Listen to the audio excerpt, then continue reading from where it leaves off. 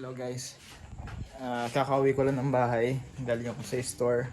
So, may naisip akong bagong may bago akong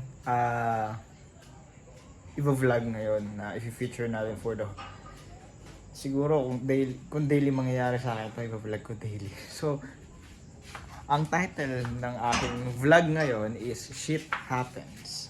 That is the new edition ng aking vlog, So, limited edition lang muna to kasi alam naman natin na shit doesn't always happen. But, of course, we have to deal with it. Shit happens. So, guys, kukwento ko sa inyo. So, sara ko lang to.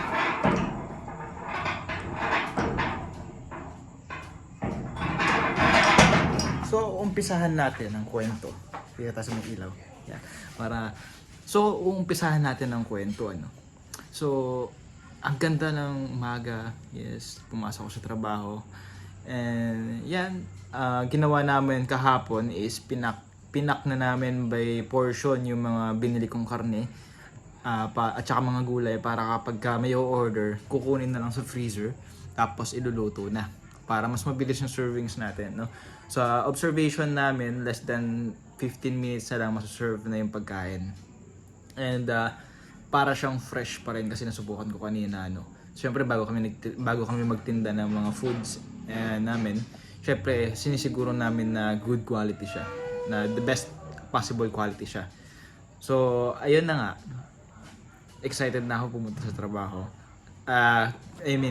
Kakatapos ko lang sa trabaho, umuwi ako ng bahay. Kukunin ko yung isa kong empleyado dito sa subdivision. Tapos diretso na kami sa store.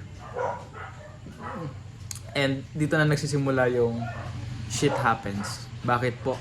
Pagpunta ko ng store, tinignan ko agad yung freezer para malaman ko kung siyempre kung nag-yellow ba yung mga yung mga goods namin, at the same time kung tama ba yung temperature niya na nakalagay lang sa number 2, Pagkakita ko, walang ilaw yung indication niya. Ibig sabihin nakapatay siya. Binuksan ko agad-agad yung freezer. Nakita ko ngayon, nakapatay yung freezer, and buti na lang kamo nag-yellow pa yung mga goods. Ay, tinignan ko agad sa switch. Sabi ko, napatay tayo dito, naputulan ata tayo ng kuryente. Ayan na. Edi, wala akong natatanggap na bill, Hindi ko alam. Naghihintay ako na magkaroon ako ng bill. Ang mali ko naman kasi hindi ako nagtatanong, So, nangyari, naputulan ako ng kuryente. Magbubukas sana kami pero hindi kami nakapagbukas kasi nga walang kuryente.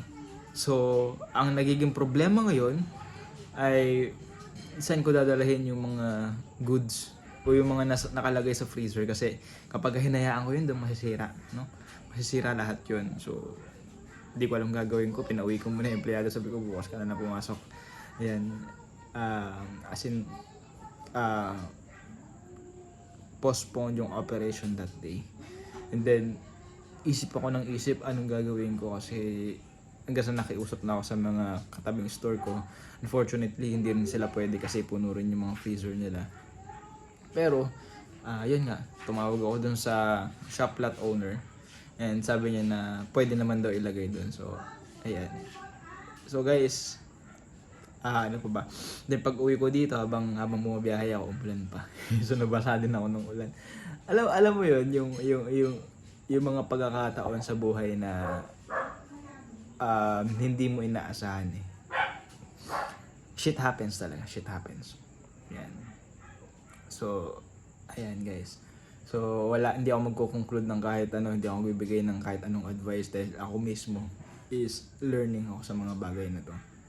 So, hindi ako magbabigay ng advice sa mga viewers ko. Just go with the flow, and kung may mga advice kayo, just comment down below.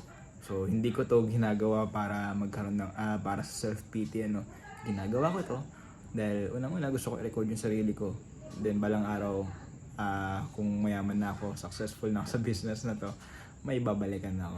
And then I can tell to myself na I did learn from the past mistakes and become successful.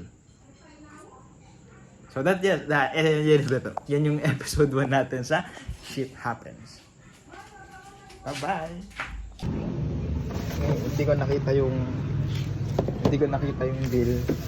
So, kailangan ko siyang ilipat. Nakiusap ako sa owner ng store kung pwede ko siyang ilagay muna sa freezer nila. So yun, pumayag naman. So ayan, kasi masisira itong mga to kung hindi ko siya ilalagay sa freezer. Kasi kapag ano to, nabasa siya, ay kapag nawala na yung lamig niya, masisira na siya.